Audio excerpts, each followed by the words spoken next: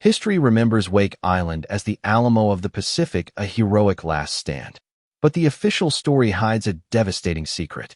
The truth isn't buried in the coral sands of the island, but deep within a single, declassified after-action report. It tells the story of a phantom victory, a ghost ship that was reported sunk, celebrated by a nation, and became a legend. A legend that was so powerful, it hid the real, terrifying reason why the island was doomed to fall from the very beginning. Come closer. Lean in. Let me tell you about a place that the maps tried to forget. It's not a place of grand strategy, not a name you'll find next to Normandy or Stalingrad in the big, heavy books. It's a fleck of coral and sand, a tiny, sun-bleached V-shape in the middle of a crushing blue emptiness. Wake Island, December 1941.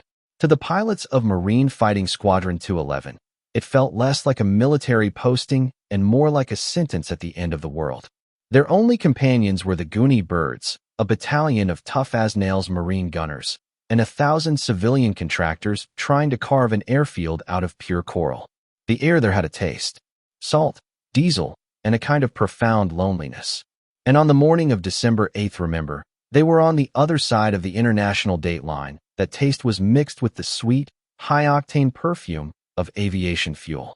Major Paul Putnam, the squadron's commander, watched his 12 brand-new Grumman F4F Wildcats baking on the flight line. They were beautiful, savage-looking little things. Stubby, barrel-chested fighters, the best the Navy had. They were the island's steel fists, its only shield against the sky. But here, under the relentless Pacific sun, they looked like museum pieces. War was a rumor from Europe, a whisper on the shortwave radio.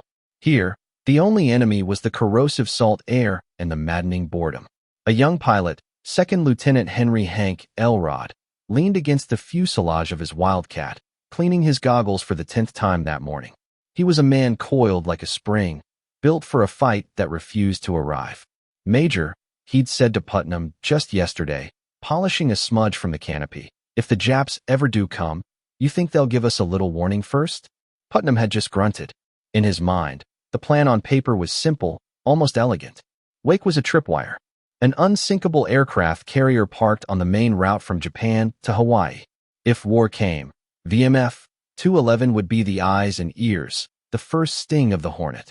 They'd spot the enemy fleet, radio a warning, and buy time for the real fleet, the mighty battle wagons at Pearl Harbor, to steam out and finish the job. The plan was clean, logical. It made perfect sense in the quiet, air-conditioned rooms of Washington, D.C. Then, just before noon, the real world arrived. It came as a crackle of static from the radio shack. Not a clear communication, not a formal declaration of war. It was a scream from 1,000 miles away, a message typed out in raw, frantic capital letters, ripped from the air itself: air raid on Pearl Harbor. This is no drill. Imagine the silence that followed. Imagine the sound of a wrench clattering onto the tarmac, the only noise in a world that had just stopped turning. Putnam read the flimsy sheet of paper, then read it again. The words didn't compute. It was like reading a report that the sun had just gone out. Pearl Harbor attacked? The fortress? The heart of American power in the Pacific? It was a lie, a mistake, an equipment malfunction. The system, the grand plan, was trying to fit this impossible piece of information into a box it understood. But the fog of war doesn't care about boxes. It doesn't care about plans. While the Marines stood frozen, trying to comprehend the message, another sound began to bleed into the high, thin whistle of the wind. It was a drone, a low, guttural hum from the north, growing steadily louder. It wasn't the familiar, friendly sound of their own Wildcats. This was different. This was the sound of many engines, perfectly synchronized. The sound of wolves. Putnam's head snapped up. His eyes, and the eyes of every man on that flight line, scanned the empty blue sky. The drone became a growl. And in that moment, the terrible truth crashed down upon them. The message wasn't a distant echo of a battle far away. It was a dinner bell. And they were the meal. How do you fight a war when it begins by telling you that your entire nation's shield has just been shattered? What do you do when you realize your only backup is gone, and you're standing alone on a tiny island as the whole sky begins to burn? In a mind trained by the academies at Quantico, chaos is not an emotion. It is a tactical problem to be solved. As the drone of unidentified engines grew from a whisper to a threat, Major Putnam's brain automatically slotted the situation into a known category: the enemy air approach. The manual had a chapter on this. The plan, the official explanation for this moment, was already written. An enemy air attack on a fortified island would come from high altitude. It was simple physics, simple strategy. High-altitude bombers would fly above the effective range of anti-aircraft fire, drop their payloads, and depart. It was clean, methodical, and predictable. To counter this, you met them in their own element. You climbed for the sun and punched down through their formations. Launch the patrol. Putnam's voice cut through the growing dread. For birds, get to 15,000 and report contacts. The order was textbook. It was correct. It was the only logical move. As ground crews scrambled, for pilots, including the eager Hank Elrod, sprinted to their Wildcats. With a roar of radial engines, they clawed their way into the sky, climbing, punching through the low, hazy cloud layer into the brilliant, silent blue above. They were the sentries, climbing the highest watchtower to scan the horizon for the approaching army. On the ground, the remaining 8 Wildcats were being refueled and armed, a process that was dangerously, unavoidably slow. The official assumption was that the patrol would provide ample warning. This is a classic war college briefing problem. Imagine defending a medieval castle. You post your archers high on the walls, because that's where the enemy will appear, silhouetted against the sky with their siege towers and ladders. It's the obvious, logical point of attack. No one in their right mind expects the enemy to simply tunnel under the main gate in broad daylight and pop up in the middle of the courtyard. That's not how the game is played. But the Japanese weren't playing a game. Up at 15,000 feet, Elrod and the other 3 pilots saw nothing.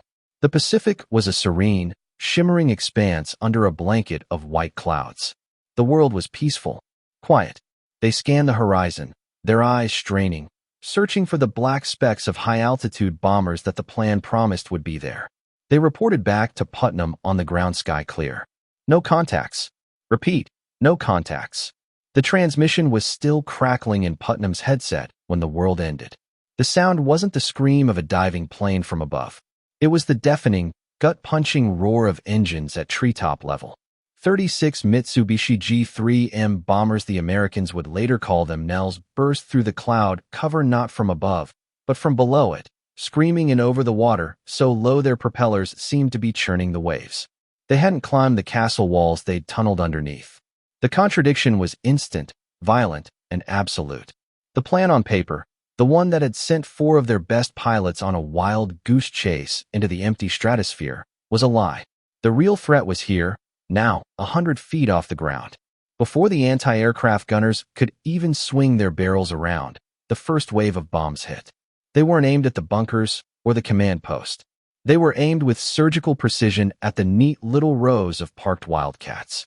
The beautiful, savage little fighters, wings full of fuel and bellies full of ammunition, didn't just get hit. They detonated. One after another, they vanished in blossoms of orange flame and greasy black smoke.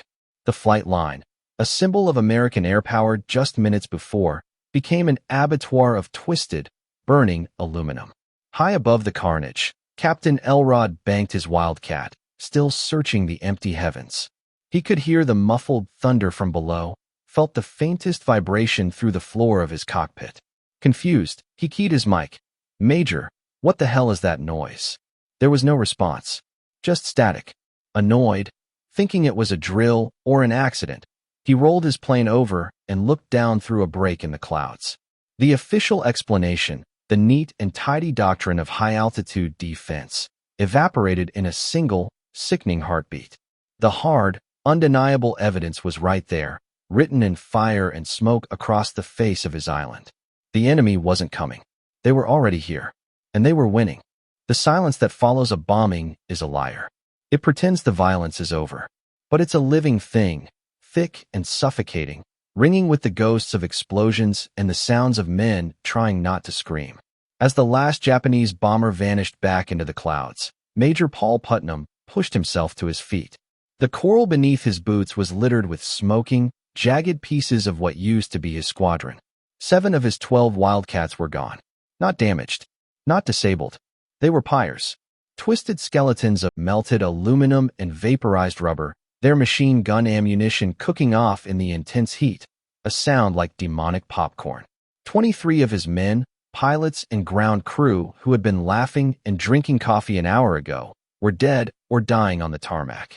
The plan on paper, the entire strategic reason for Wake Island's existence, had been predicated on a simple, arrogant assumption that VMF 211 was a hornet's nest, a threat, a force the enemy would have to approach with caution. In less than 5 minutes, the Japanese had turned that nest into a bonfire. This wasn't just a tactical loss. It was a complete invalidation of their purpose. A tripwire is useless if the enemy simply steps over it and then sets it on fire from behind. Let's go back to the War College for a moment. Imagine you're a surgeon, about to perform a delicate 12-hour operation to save a patient. You have a team of specialists, a tray of sterilized instruments, and a precise, step-by-step plan. But as the anesthesia takes hold, an armed man bursts into the operating theater, smashes 7 of your 12 most critical instruments, shoots your lead nurse, and then tells you, proceed with the operation. And if the patient dies, I'll shoot you too. That was the situation on Wake Island. The operation defending the island until the Pacific Fleet arrived was now impossible. The instruments were broken. The support staff was decimated. And the patient was bleeding out on the table. The only thing left was the surgeon's oath, that grim, impossible promise to try anyway. In the command bunker, the island's 3 senior officers, Navy Commander Winfield Scott Cunningham, Marine Major James Devereux, who commanded the ground troops, and Air Major Paul Putnam, stared at each other. The frantic messages from Pearl Harbor confirmed the catastrophe. The Pacific Fleet wasn't just busy, it was crippled, burning in its own harbor. The cavalry was not coming. The word reinforcements was now a fantasy. They were utterly, terrifyingly alone. Devereux, a hard-bitten infantryman, looked at Putnam, his face a mask of granite. "Paul," he said, his voice low and gravelly, "what have you got left?"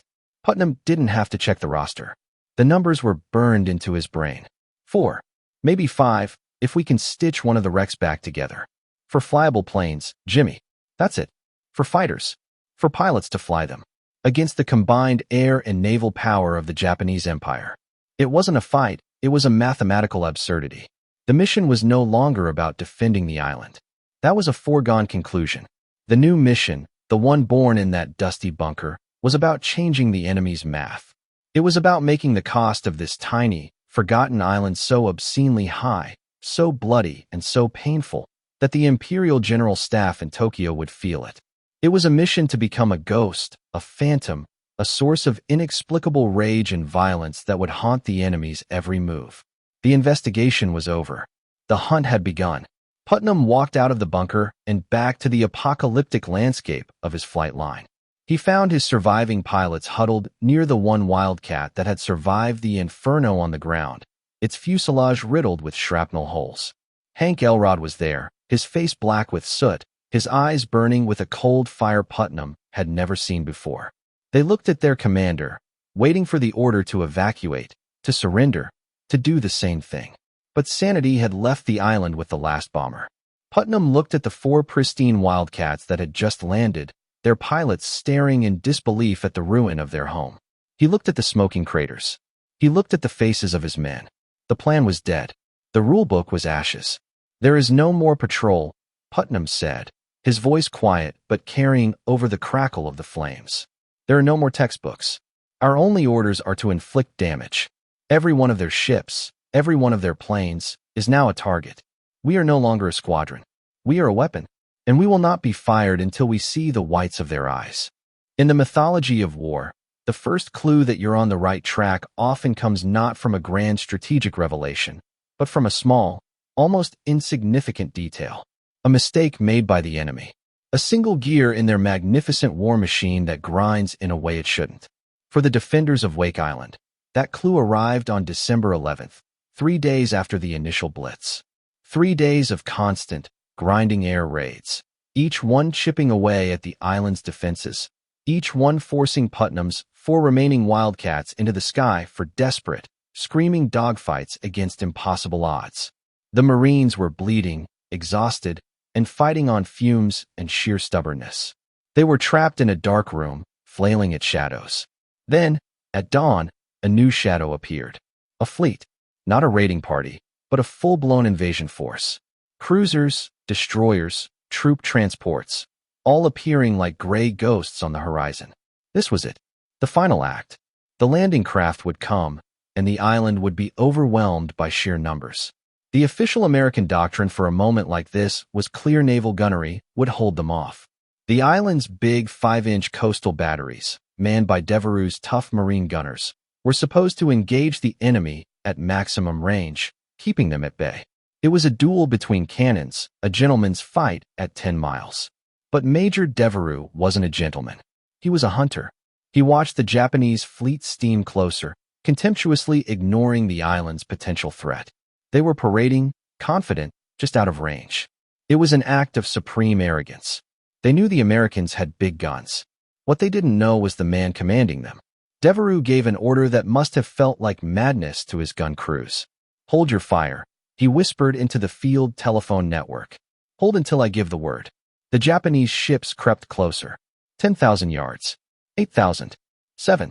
The gunners in the concrete casemates were sweating, their knuckles white on the firing levers. This was suicide. They were letting the enemy walk right up to the front door. At 6,000 yards, the Japanese ships, believing the shore batteries must have been destroyed in the air raids, turned broadside to begin their final bombardment before the landings. It was a fatal mistake. It was the clue. Imagine you're playing poker with a world champion. You have a terrible hand, but you've been bluffing perfectly. Then, on the final card, he pushes all his chips into the center of the table and smiles. But you see a tiny, almost invisible twitch in his left eye. A tell. In that single, arrogant moment of turning broadside, the Japanese fleet had revealed their hand. They didn't respect the Marines. They saw them as a broken, defeated garrison. They had become predictable. "Fire," Devereux said. His voice was calm, almost conversational. And all at once, hell erupted from the shores of Wake Island. The 5-inch guns, firing at point-blank range, tore into the Japanese fleet with savage fury. Shells screamed across the water, not arcing gracefully, but flying flat and fast like rifle bullets. The lead destroyer, the Hate, took 2 direct hits to its magazines. It didn't sink. It simply vanished. One second it was a proud warship, the next it was a ball of fire and a plume of black smoke rising 1,000 feet into the air. 168 men, gone in a single, deafening instant. Chaos erupted in the Japanese formation. They had expected a corpse, but they had kicked a hornet's nest that was very much alive. As the fleet scattered in panic, another order crackled over the radio. This one from Major Putnam to his 4 remaining pilots circling high above. "VMF 211, you are cleared to attack." Tally-ho. It was the moment they had been waiting for. The first clue Devereux's brilliant, patient trap had given them their first real opening. The enemy wasn't invincible. They were arrogant. And now, they were bleeding and afraid. Hank Elrod pushed the stick of his Wildcat forward, the Pacific Ocean rushing up to meet him. For the first time in 3 days, he wasn't just surviving. He was hunting. For a few precious hours, the men of Wake Island were giants. The smoke from the burning Japanese fleet on the horizon was the ink with which they had written an impossible story. They had done it. A handful of Marines with broken planes and antique guns had faced down an Imperial Japanese invasion force and sent it running, tail between its legs. The air, thick with the gunpowder smell of defiance, was filled with the sounds of backslapping and hoarse, triumphant cheers. They had found the enemy's weakness. The first real clue in this brutal investigation. The Japanese were arrogant. They could be baited. They could be bled. It was a beautiful, heroic moment. And it was a fatal mistake. Because victory in war is a treacherous thing. It can make you feel invincible. It can also be the bell that summons a much larger monster from the deep. The promising lead, the idea that they were fighting a predictable, overconfident enemy, was about to become a dead end, a false trail leading directly off a cliff. The Japanese high command was many things, but it was not stupid. The humiliation at Wake Island wasn't just a tactical report, it was a slap in the face. And the response was not to send the same force back to try again. The response was intelligent, swift, and utterly terrifying. Let's use an analogy here. Imagine a local street fighter, tough and full of heart, who manages to knock out a professional boxer's sparring partner in a bar brawl. The whole town celebrates his victory. But the heavyweight champion of the world himself, the man who just flattened the previous champion in the first round, hears about it. He doesn't send another sparring partner. He doesn't even send a contender. He cancels his next championship bout, gets in his car, and starts driving to that bar. He isn't coming to fight. He is coming to professionally and methodically dismantle the man who embarrassed his camp. That is what happened in the waters of the Pacific. Vice Admiral Chuchi Nagumo, the architect of the Pearl Harbor attack, was steaming back to Japan with his victorious carrier strike force. When the news from Wake reached him, he detached 2 of his prized assets. 2 of the 6 aircraft carriers that had just shattered the U.S. Pacific Fleet. He didn't send light carriers or escort ships. He sent the Soryu and the Hiryu. In the radio shack on Wake, a young cryptologist, his face pale under the green glow of his equipment, handed a decoded intercept to Commander Cunningham. The names were like a death sentence whispered from 1,000 miles away. Soryu, Hiryu. These weren't just ships, they were legends. They were the 2 heavyweight champions of the world, and they were coming to Wake. They carried over 100 modern aircraft, including the Mitsubishi A6M0, a fighter so advanced it made the Grumman Wildcat look like a museum piece. The first clue, their enemy's arrogance, had been a trap. They hadn't defeated the Japanese Navy. They had merely defeated a scouting party. And in doing so, they had triggered an immune response from the entire Imperial war machine. The simple theory that they could outsmart and outfight a clumsy foe collapsed in an instant. This new enemy wouldn't be arrogant. It would be professional. It wouldn't be predictable. It would be overwhelming. The hunters had become the hunted, and the professionals were on their way to finish the job. Hopelessness has a physical weight. On Wake Island, it pressed down with the humidity, a suffocating blanket woven from engine smoke, fatigue, and the cold, hard fact of the approaching Japanese carriers. The 4 remaining Wildcats were a sad sight, patched with sheet metal from downed bombers, their engines sputtering, their canopies cracked. They were no longer sleek predators, they were old, tired dogs, waiting for the wolves. The initial bravado of repelling the invasion was gone, replaced by a grim, silent fatalism. The investigation had hit a wall. The enemy wasn't just intelligent, they were bringing a sledgehammer to a fist fight. The Marines were simply playing out the clock, waiting for the inevitable end. The breakthrough, when it came, didn't arrive on the wind or over the radio. It came from the mud, grease, and sweat of the enlisted men. It came from a man named Master Technical Sergeant James Hesson and a small, anonymous team of mechanics and metalsmiths who refused to accept the finality of death. They were the unsung, grease-stained magicians of the squadron, the men who could turn scrap into miracles. While the pilots fought and the commanders planned, Hesson and his crew had been working in a makeshift hangar, lit by bare bulbs swinging in the breeze, performing a kind of battlefield necromancy. Their patient was the mangled corpse of a Wildcat, one of the 7 destroyed on the very first day. Its engine had been ripped from its mounts, one wing was sheared clean off, and its fuselage looked like it had been used for bayonet practice. By any sane measure, it was junk. But Sergeant Hesson didn't see junk. He saw parts. This is where the real genius of warfare lies, not always in grand strategy, but in the gritty, desperate art of improvisation. Think of it like a lost hiker with a broken leg in the wilderness. The official survival manual is useless. Hope comes not from a map, but from the sudden, brilliant realization that a shoelace can be a tourniquet, a credit card can be a splint, and a single remaining match can be life itself. Hesson and his men were those lost hikers.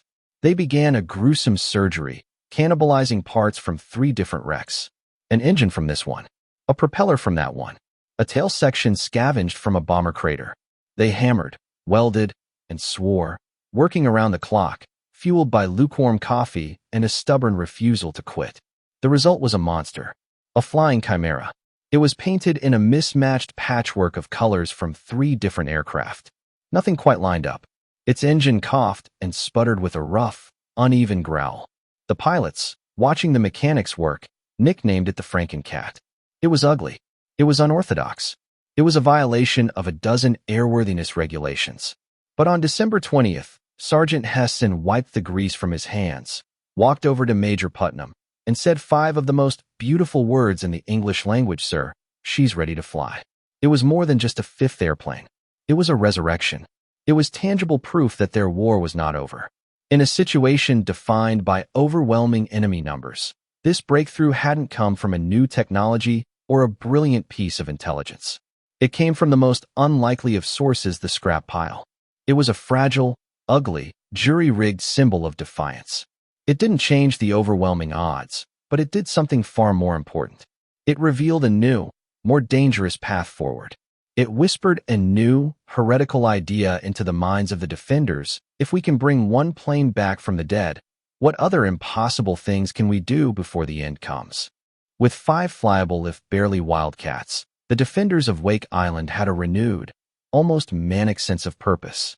The breakthrough from the scrap heap had unlocked a new, terrifyingly aggressive doctrine. They were no longer a defensive screen. They were a suicide squad.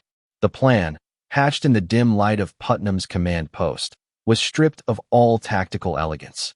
It was pure, distilled aggression.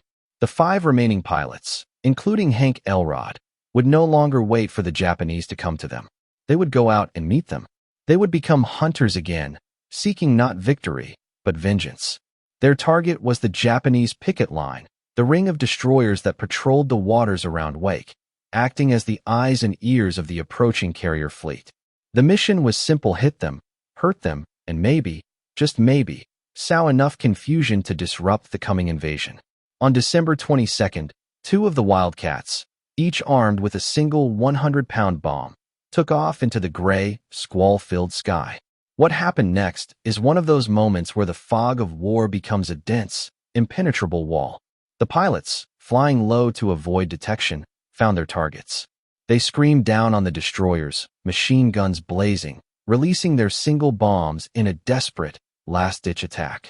According to the after-action report, filed in a frenzy of adrenaline and hope, the mission was a stunning success. The pilots reported direct hits. 1 destroyer was claimed as sunk, another heavily damaged.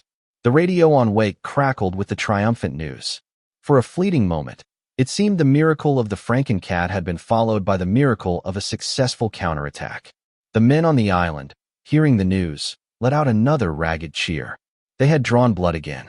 They were proving that even in their death throes, they had a vicious sting.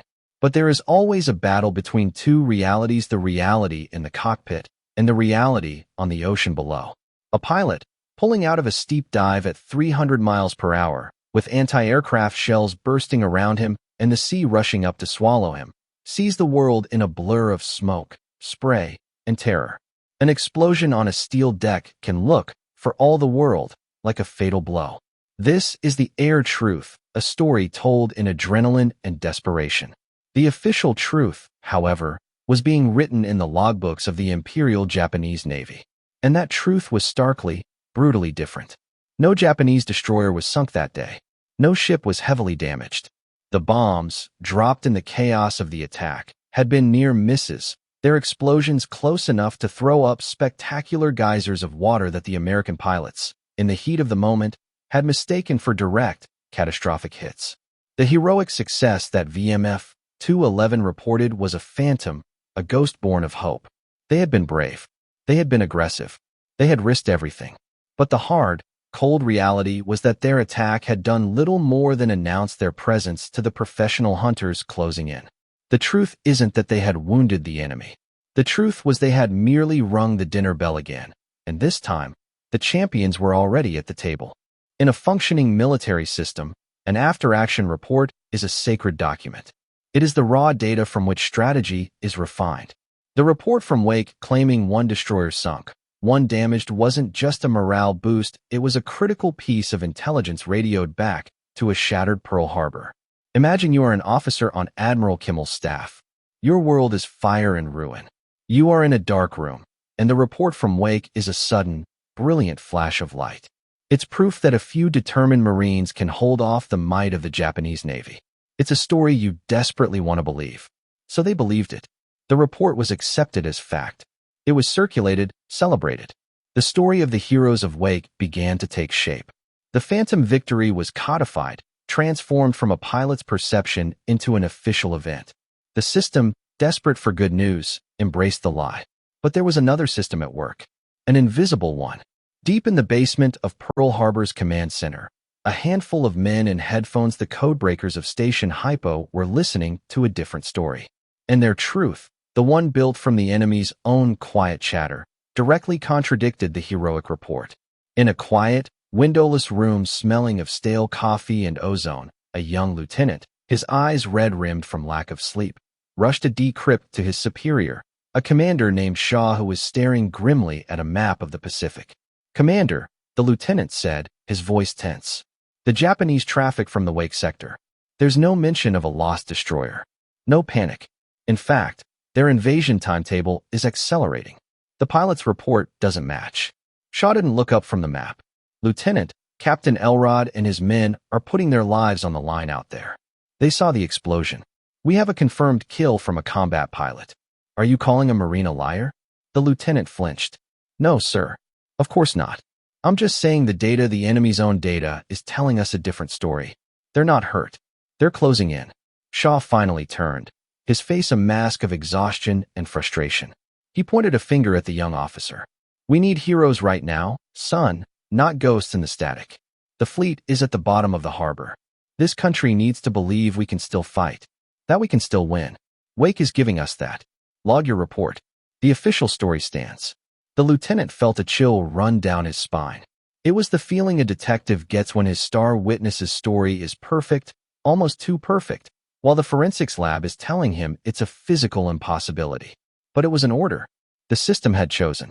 It chose the beautiful, inspiring story over the ugly, inconvenient data. The phantom victory was allowed to live, while the very real, very professional, and now very close Japanese fleet continued to sail, undetected by the official consciousness of the United States Navy. The price of truth is often paid by those who are closest to it. On Wake Island, the pilots of VMF 211 had no access to the encrypted enemy signals or the political debates in Pearl Harbor. Their world was shrinking, reduced to the confines of a cockpit and the ever-dwindling stretch of cratered runway. They were not punished for their phantom victory with a demotion, they were punished by reality itself. Their belief in their success had made them believe they could still win. This is the absolute bottom of the story. The lowest point. It is the moment when the bill for every miscalculation and every false hope comes due. For Wake Island, that moment was December 23rd. The sky, which had been their battlefield for 2 weeks, turned dark with enemy aircraft. But these were not the lumbering bombers of the first wave. These were the Hornets from the Soryu and the Hiryu. Agile, deadly A6M0s flew cover for sleek Nakajima B5 N-Kate torpedo bombers. This was the varsity team. This was the professional hand of the champion, coming to end the fight. The last 2 flyable Wildcats, the other 3 having been damaged or destroyed in the preceding days, staggered into the air. Captain Herbert Fruehler and Lieutenant Carl Davidson climbed to meet the swarm. The fight, if you can call it that, was over in minutes. They were hopelessly outmatched in speed, maneuverability, and numbers. Fruehler's plane was shot to pieces, and he was forced to crash land on the beach, lucky to be alive. Davidson's Wildcat was simply erased from the sky, vanishing in a puff of smoke and flame. The last of VMF 211's air cover was gone. On the ground, the Marines watched the sky in horror. Their shield was broken. The thing they had tried so desperately to prevent a full-scale, unopposed amphibious assault was now irrevocably in motion. As the Japanese planes strafed the island with impunity, the landing barges appeared on the horizon. Hundreds of elite Special Naval Landing Force troops, the Japanese equivalent of the Marines, began churning toward the beaches. There were no more planes to fly. There were no more brilliant feints to be made. The investigation was over. The game of cat and mouse was done. All that was left was the brutal, bloody arithmetic of a last stand. The men of VMF 211, the proud pilots and mechanics, grabbed rifles and ran to the foxholes to fight alongside the infantrymen. Major Putnam, who had commanded the air, now found himself commanding a small section of the beach, a pistol in his hand. The crushing weight of their failure was absolute. They had not held the line. They had not bought enough time. The system had believed a comforting lie, and now, here on the bloody coral, they were paying the price in flesh and bone. The disaster they had tried to prevent was not just set in motion, it was crashing down on top of them.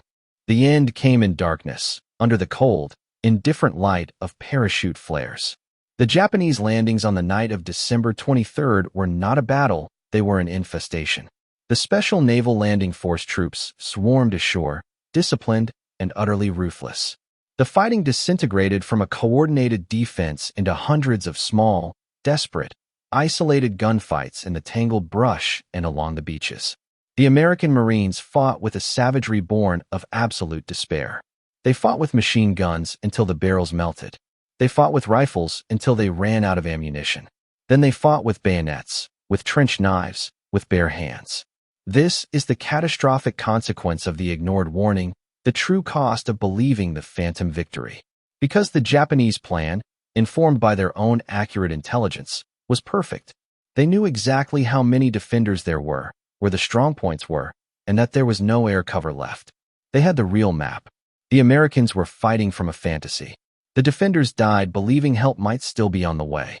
They died believing their phantom victory against the destroyers had mattered. They died in the dark, betrayed not by a lack of courage, but by a lack of truth. Hank Elrod, the eager young pilot who had been one of the first into the sky, was now a grounded infantryman. He found himself leading a small counterattack, trying to push a Japanese force away from the island's primitive hospital. He was no longer a knight of the air, he was a grunt, covered in sweat and coral dust, the crack of his rifle replacing the roar of his engine.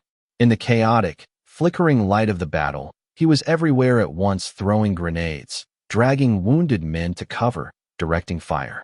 He fought with a singular, focused rage until a burst of machine gun fire cut him down. As the sun rose on a scene of utter carnage, the reality was undeniable. The Japanese held the airfield. They controlled the beaches. The American command structure was shattered, the defenders broken into small, surrounded pockets. Commander Cunningham, his face a gray mask of exhaustion, faced the impossible choice. Further resistance meant the annihilation of every man under his command, including the hundreds of wounded and the unarmed civilian contractors.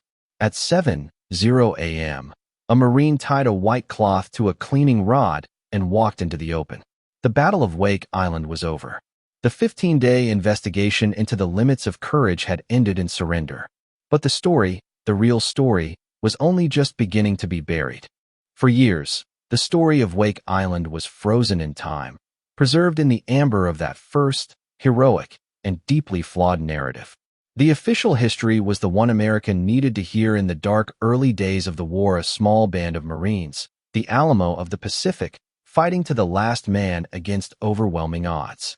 The phantom victory against the Japanese destroyers became a fact, cemented in books and films. The nuances, the contradictions, the uncomfortable truths, they were all neatly packed away. The surviving defenders, including Major Putnam and Commander Cunningham, spent the rest of the war in brutal Japanese POW camps, their voices silenced, their side of the story locked away behind barbed wire. The fog of war did not lift for a very long time. It took decades. It took the slow, patient work of historians digging through mountains of paper in 2 different languages. It took the declassification of thousands of documents, from the frantic radio logs of VMF 211 to the cold, methodical battle reports of the Imperial Japanese Navy. And it took the quiet, late-in-life testimony of the veterans themselves, old men now, finally able to separate the terror of the moment from the clarity of hindsight. The keys that unlocked the entire mystery, the declassified files that finally vindicated the young lieutenant in the basement of Station Hypo, were the Japanese logbooks for the destroyers Hate and Kisaragi. They revealed that both ships were sunk on December 11th, during the first failed invasion attempt. They were not hit by planes. They were not damaged by bombs. They were struck by direct hits from Major Devereux's shore-based artillery, causing catastrophic explosions that killed their entire crews. The victory was real, but it had belonged to the gunners on the ground all along. The pilot's brave but ineffective attack on December 22nd had simply been a case of mistaken identity, a ghost of a memory superimposed onto a new event. And then there was the final, heartbreaking piece of evidence, the official citation for Hank Elrod's posthumous Medal of Honor. It was awarded not just for his actions as an infantryman on that final, terrible night, but for his role in the attack on a Japanese destroyer, an attack so bravely executed, in a moment of such desperation, that the system accepted it as a sinking. The Phantom victory was now etched onto the nation's highest award for valor. The system had not only believed the lie, it had carved it in bronze. The truth, when it finally emerged, didn't diminish Elrod's heroism. His courage on the ground was undisputed and extraordinary, but it laid bare the tragic, complex, and deeply human way that nations build the myths they need to survive a war.